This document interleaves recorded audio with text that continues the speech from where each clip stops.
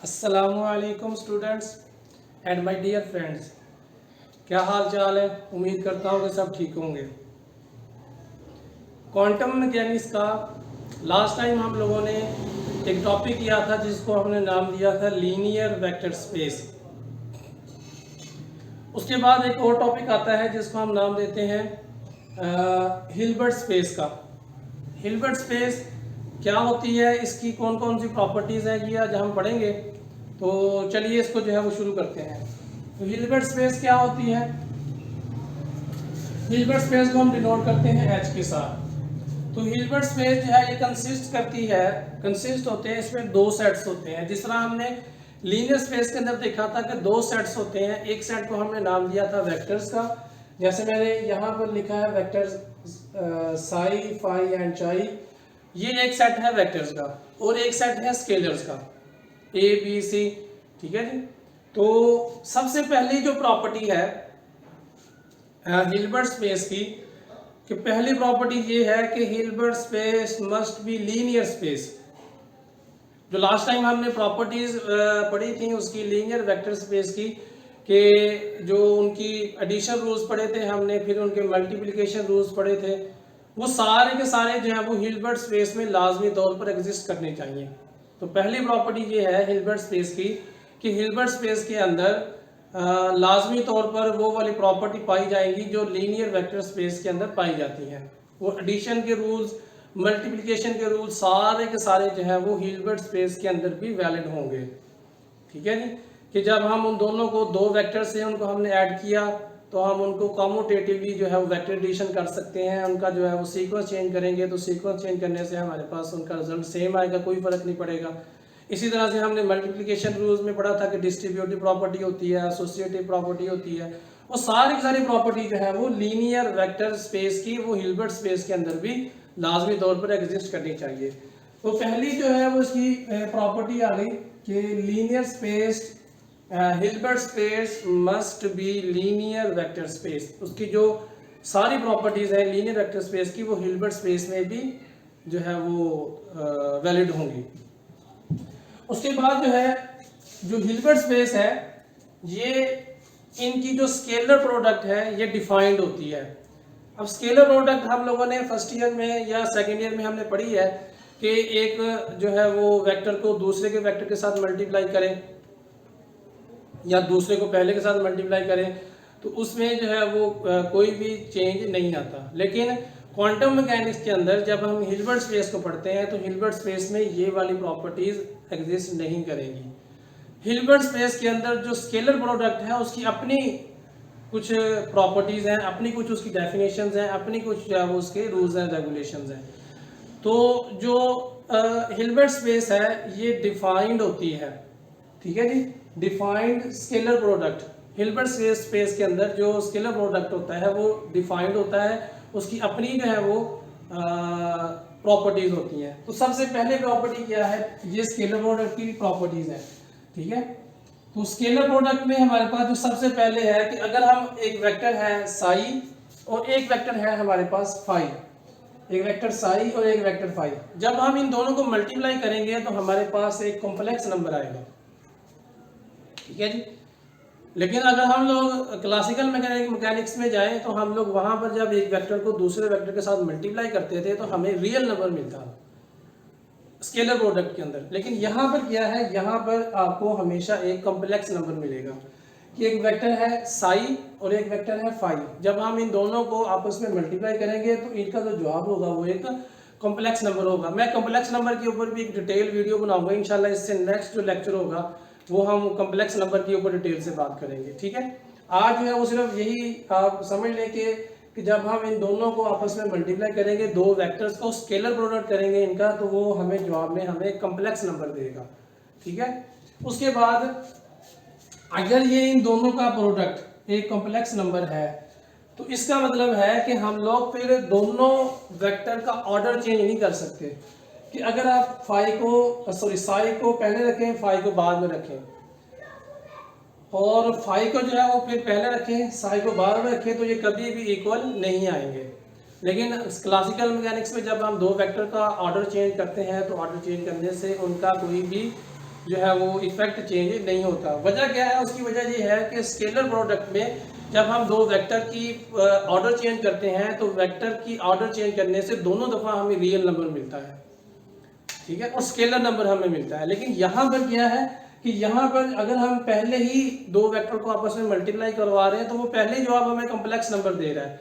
तो complex number का जब हम ऑर्डर चेंज करेंगे तो ऑर्डर चेंज करने से कम्प्लेक्स नंबर जो है वो सेम नहीं रहेगा। जैसे जी एक नंबर है अयोटा ए प्लस अयोटा बी, अब आप जो है वो अयोटा ए प्लस बी नहीं लिख सकते क्योंकि यहाँ पर जो ए है ये एक रियल नंबर है और बी जो है ये इमेजिनरी नंबर का हिस्सा है। तो यहाँ पे मैं इसकी छोटी सी एग्जांपल लेके समझा देता हूँ कि ये हमारे पास जी है ए प्लस बी, ये कॉम्प्लेक्स नंबर है, ठीक है। तो ये दो वेक्टर को मल्टीप्लाई करने से हमारे पास आया कि जी ए कॉम्प्लेक्स नंबर आया ए प्लस अयोटा बी। अब यहाँ पर जो ए है, ए जो है ये हिस्सा है किसका? रियल नंबर का, रियल पार्ट है कॉम्प्लेक्स नंबर का, जबकि जो बी है, बी जो है ये इमेजिनरी नंबर का पार्ट है, ठीक है। अब जब हम इनको ऑर्डर चेंज करेंगे, ऑर्डर चेंज करने से क्या होगा कि जो हमारा रियल नंबर है वो कॉम्प्लेक्स बन जाएगा और जो कॉम्प्लेक्स नंबर है वो रियल बन जाएगा। तो ये ऐसा मुमकिन नहीं है, क्वांटम मैकेनिक्स में ऐसा मुमकिन नहीं है, ठीक है जी। और जो हमारी क्वांटम मैकेनिक्स है ये सारी की सारी क्या है, इमेजिनरी नंबर्स, यहाँ पर हमें इमेजिनरी नंबर के साथ लाजमी तौर पर डील करना पड़ता है, क्योंकि जब आप श्रोडिंगर इक्वेशन निकालेंगे, श्रोडिंगर टाइम डिपेंडेंट इक्वेशन निकालेंगे तो वहां पर अयोटा आता है, ठीक है। और जो वेव फंक्शन है साई इटसेल्फ, ये भी एक कॉम्प्लेक्स नंबर है, ठीक है। तो यहाँ पर आप ये चीज याद रखिएगा कि मैकेनिक्स में हम लोगों को कॉम्प्लेक्स नंबर के साथ डील करना पड़ेगा, ठीक है, क्योंकि जो श्रोडिंगर वेव इक्वेशन है या जो साई वेव फंक्शन है जिसको फंडामेंटल इक्वेशन बोला जाता है क्वांटम मैकेनिक्स की, जिस तरह से क्लासिकल मैकेनिक्स की फंडामेंटल इक्वेशन को हम बोलते हैं कि जो न्यूटन का सेकंड लॉ है वो एक फंडामेंटल इक्वेशन है जिसकी मदद से हम हर चीज़ जो फाइंड आउट कर सकते हैं। इसी तरह से जो हमारे पास श्रोडिंगर की वेव इक्वेशंस हैं उसकी मदद से हम लोग इलेक्ट्रॉन की जो पोजीशन है, इलेक्ट्रॉन की जो बाकी फैक्टर्स हैं वो हम फाइंड कर सकते हैं। लेकिन जो श्रोडिंगर वेव इक्वेशन इटसेल्फ है वो हमारे पास एक कॉम्प्लेक्स इक्वेशन है, ठीक है, जिसके अंदर अयोटा और इमेजिनरी नंबर्स वगैरह आते हैं। और जो साई जो है, साई इटसेल्फ जो है ये भी एक कॉम्प्लेक्स नंबर है। इसके ऊपर हम नेक्स्ट लेक्चर में इंशाल्लाह डिटेल से बात करेंगे। तो ऑर्डर जो है वो यहाँ पर मैटर करेगा। हाँ, अगर आप ऑर्डर चेंज करना चाहते हैं तो फिर आपको क्या करना पड़ेगा, आप साई और फाई को जब इसका ऑर्डर चेंज करेंगे तो आप फिर इसका एक कॉन्जुगेट लेंगे, जो भी स्केलर प्रोडक्ट आएगा उसका हमें क्या करना पड़ेगा, कॉन्जुगेट लेना पड़ेगा। तो कॉन्जुगेट क्या होता है आप जानते हैं कि इसके साइन जो है वो हम लोग चेंज कर देंगे, ठीक है जी। तो ये बात याद रखिएगा कि जो स्केलर प्रोडक्ट है, scalar product is not a commutative in a quantum mechanics, वो कम्प्लेक्स नंबर होती है और कम्प्लेक्स नंबर का जब हम ऑर्डर चेंज करेंगे तो ऑर्डर चेंज करने से उनकी वैल्यू भी चेंज हो जाएगी, सेम कभी भी नहीं आएगी। उसके बाद स्केलर प्रोडक्ट की दूसरी जो है वो प्रॉपर्टी ये है कि अगर हमारे पास जो फर्स्ट वेक्टर है वो इक्वल है एक लीनियर कॉम्बिनेशन के a psi 1 plus b psi 2 इसके बराबर है, तो जब हम इनका स्केलर प्रोडक्ट करेंगे किसी स्केलर के साथ, किसी नंबर के साथ, तो ये हमेशा दूसरा जो है फैक्टर उसके साथ लीनियर होगा, पहले के साथ लीनियर नहीं होगा। जैसे मैंने यहाँ पे लिखा है कि a phi into psi 1 plus b into phi into psi 2 is equal to होगा। अब यहाँ पर देखिएगा कि यहाँ पर जो है ये a नहीं आएगा, सॉरी, यहाँ पर जो है ये a जो है ये मल्टीप्लाई हो रहा है सिर्फ psi 1 के साथ और b जो है ये मल्टीप्लाई हो रहा है psi 2 के साथ, ठीक है। फाई के साथ कोई चीज मल्टीप्लाई नहीं हो रही, हालांकि यहाँ बाहर लिखा हुआ है कि a into phi into psi, लेकिन चूंकि हिल्बर्ट स्पेस है तो हिल्बर्ट स्पेस के अंदर जो प्रोडक्ट है with respect to second factor ये लीनियर होगी, सेकंड फैक्टर के हिसाब से वो लीनियर होगी, फर्स्ट फैक्टर के हिसाब से वो लीनियर नहीं होगी, ठीक है। इसको फिर हम इस इक्वेशन की मदद से बताएंगे कि ये हमारे पास एक फर्स्ट वेक्टर है और ये एक दूसरा वेक्टर है जिसको हमने लिखा है लीनियर कॉम्बिनेशन की फॉर्म में। तो जब हम इसको खोल के लिखेंगे तो फिर जो a है वो बाहर आ जाएगा और psi into phi into psi 1, और जो a है ये मल्टीप्लाई होगा सेकंड फैक्टर के साथ। इसी तरह जो b है ये मल्टीप्लाई होगा सेकंड फैक्टर के साथ, फर्स्ट फैक्टर के साथ ये मल्टीप्लाई नहीं होगा। तो इसको हम बोलते हैं scalar product is linear with respect to second factor, ठीक है जी। इसी तरह जो स्केलर प्रोडक्ट है ये एंटी लीनियर होती है with respect to first factor, first factor के साथ जो है ये एंटी लीनियर होती है। क्या मतलब है इसका कि वही वाली प्रॉपर्टी है। अब हम चाहते हैं कि हम जो लीनियर प्रॉपर्टी जो है वो अप्लाई करें फर्स्ट के ऊपर, तो ये डायरेक्ट अप्लाई नहीं हो जाएगी, पहले हमें उस नंबर का जो है वो कॉन्जुगेट लेना पड़ेगा। तो यहाँ पर ये देखिएगा कि इसको जब ये हमारे पास पहला vector a phi1 plus b phi2 into sine, इसको जब हम मल्टीप्लाई करेंगे तो जो नंबर है वो इसका हमें कॉन्जुगेट लेना पड़ेगा। कॉन्जुगेट हम पहले लेंगे, फिर उसके बाद इसको जो है वो फर्स्ट वेक्टर के साथ जो है वो मल्टीप्लाई कराएंगे। तो जो हिल्बर्ट स्पेस है ये फर्स्ट वेक्टर के साथ एंटी लीनियर होती है और सेकंड फैक्टर के साथ जो है ये लीनियर होती है, ठीक है जी। उसके बाद आगे चलते हैं कि जो सेल्फ प्रोडक्ट है हिल्बर्ट स्पेस में, जो सेल्फ प्रोडक्ट है किसी भी दो वेक्टर की फाई इंटू फाई करें या साई इंटू साई करें, तो उसका जो जवाब है वो हमेशा एक पॉजिटिव रियल नंबर आएगा, ठीक है।